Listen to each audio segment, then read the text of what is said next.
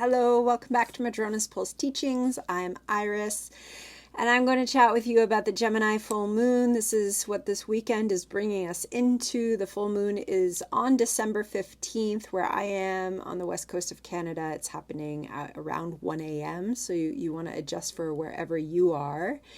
And this weekend could be a little bit of gears grinding if we are getting stuck in our heads. Spoiler alert, we want to try not to get stuck in our heads this weekend, especially as we're in this full moon. This is a Gemini full moon, so we might think, oh, it's Gemini. No, I'm supposed to be in my head. I'm supposed to be making sense of life. I'm supposed to be putting all of my interpretive lenses and analysis skills into their high gear mode, and not so much this full moon, because of a couple of things. So one is that this full moon is happening on the 15th, and what happens about 12 hours later is on the 15th, Mercury stations direct. And Mercury, that alone is significant, but Mercury rules the sign of Gemini. So what is going on with Mercury is going to kind of weave into how we would interpret how that full moon is bringing some type of illumination into our life, into the part of our life where we have Gemini, especially 24 degrees of Gemini in our chart. And also, this full moon is squaring the planet Neptune, and this is really significant. Okay, so let's break it back a little bit. So just starting with that full moon, we've got the sun in Sagittarius. This is happening just before the 24th degree, okay, 23 degrees and 52 minutes. And then we've got the moon opposite in the sign of Gemini. And generally we do say that with that full moon and this kind of lunar cycle, we're coming into this culmination that brings an illumination. And then wherever we have that kind of 24 degrees of Gemini is where that's happening in our chart, in our life. And of course, there is a lot of activity there. And yet let's talk about Neptune first. This full moon is squaring Neptune. And that Neptune is at 27 degrees of Pisces. Neptune is direct now. That 27 degree point of Pisces is square the galactic center at 27 degrees of Sagittarius. So the sun and the moon are approaching that galactic center. And so there's a lot of energy. There's a lot of energy with this Neptune. Now, Neptune is wonderful. Neptune's when we're dissolving the ego and we're just returning to that experiential presence of all that is, of divine source. It is mystical experiences. It is the creative impulse and creative expression, especially the way that creative expression can manifest spiritual understanding and represent spiritual kind of meaning. It is also when we're having to show up in the day-to-day world, when we're trying to Gemini our way through making sense of things, it can be a little bit confusing. It can be a bit of brain fog. And so part of the way of working with a Gemini full moon, when Mercury is retrograde and about to station direct, that's squaring Neptune, is pulling back on that kind of drive to understand. And you might already, most likely you're already kind of feeling the need to pull back on that. If we're not pulling back on the desire to understand, the desire to make sense, the desire to know where the path is going, we're most likely going to be kind of like turning the wheels on a vicious circle in our mind. This signature is really inviting us to relax and surrender into the process of information arising as it arises. A lot of times, especially with this, as we pull back, as we kind of let our head relax, let our mind and the cognitive drive relax, that tends to be when the flow comes, okay? And Neptune in Pisces does want to flow, but it's in a square to this full moon. And of course, we've also got our Sagittarius sun, and that Sagittarius sun wants to go for things. That Sagittarius sun wants to explore, it wants to adventure. That Gemini wants to be having the information that can kind of feed, that Sag sun. And yet the Neptune also suggests there might be a bit of a halt just for the time being. and that we can just kind of move through and we can emerge as the time is right. And there's something else going on with at this time of this full moon. Okay, so in addition to that kind of strong Neptunian presence, in addition to the fact that Mercury is still retrograde, and it is as Mercury is changing directions, that's when the gears can really be grinding. So it really is going to be as we're coming out of this full moon that we're most likely really understanding what's emerging, that we're really understanding the path that we're moving with, because that's coming. Mercury is stationing direct, okay? But in the weekend, in the immediate day that follows it, we're still probably going to be in some of that start and stop mode, and we're really going to want to be leaning into those practices that help us silence that kind of egoic mind that just wants to understand, especially with that Gemini energy. There can be a bit of anxiety that springs if the understanding isn't being fed, if it feels like the understanding isn't coming. And that Neptune is just saying, in order to understand, you might need to quiet that mind.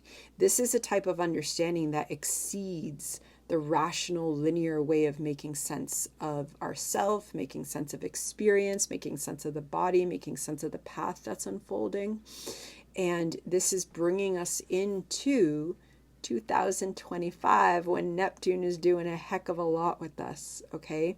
So that Neptune energy is strong right now.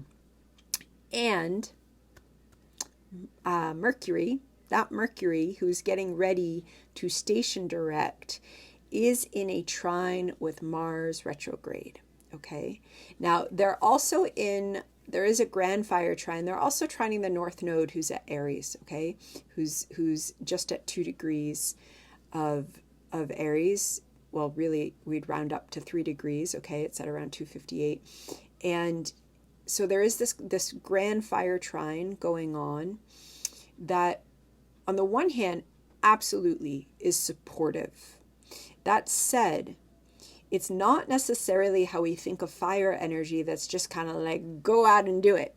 Go out and have that drive. Go out and have the fire propelling you forward, because Mars is retrograde. Okay, and Mercury is retrograde during the full moon. And what this really is suggesting is that there could be incredible insight coming. And this is where this insight could really be feeding that Mercury and that Gemini signature of the Gemini full moon, but not in terms of understanding what's happening right now in this plane, in this linear way. This could be really deep insights coming around our Mars, around that active drive. This is Mars in Leo that needs to be reborn, that needs to be recalibrated, that needs to say, okay, I've been taught this, or this is what I thought masculine energy was all about. This is what I thought my own masculine drive and energy was all about. And this is something that transcends popular culture representations and definitions of gender. This is about the energy that is within all of us. And yet, those pop culture and representations of gender are so important when we're unlearning unhealthy embodiments of these archetypes of Mars, who absolutely aligns with what has traditionally been thought of as masculine. Okay, Mars, let's think James Bond. Let's think, now there's a lot of different phases of James Bond that we could talk about, but let's think, those kind of just go-to traditional, man equals muscles in fast car, womanizer, all of these things, that's all pop culture that comes out of patriarchy. This is a Mars in Leo who absolutely could have been taught to perform that way. And if we're women, if we're non-binary, right? If however we relate to our own identity, we all have Mars. And so there's something deep and powerful about this particular Mars retrograde that's unlearning that very performative frankly toxic kind of normalized idea of the male Leo energy. That's retrograde. That is being recalibrated. And the journey to fully recalibrating that is firstly to peel back the layers of what we've been taught about our own drive. That is coming into a welcome to 2025 opposition with Pluto. Pluto in Aquarius. Very different than the last Mars-Pluto opposition, which was Mars in Cancer opposite Pluto in Capricorn. This Mars retrograde is going to enter, we're going to enter 2025 with this Mars in Leo opposite Pluto in Aquarius, and then Mars is going to go back into Cancer. And we're going to learn about our active self-care. Okay, that whole journey is coming through in this full moon because that Mars, who we're on that journey of relearning, reappropriating, rebirthing, the divine masculine, freed, extracted as much as we can in this moment. There's always more. We don't need to do the whole way. We're just doing what we're doing now. Astrology is going to keep going. 10 years from now, we're going to be in a different phase. We're going to say, wow, I couldn't have done that 10 years ago in 2025. This is where we are now. Okay, and this is what our psyche is ready to work with, our psyche and our body.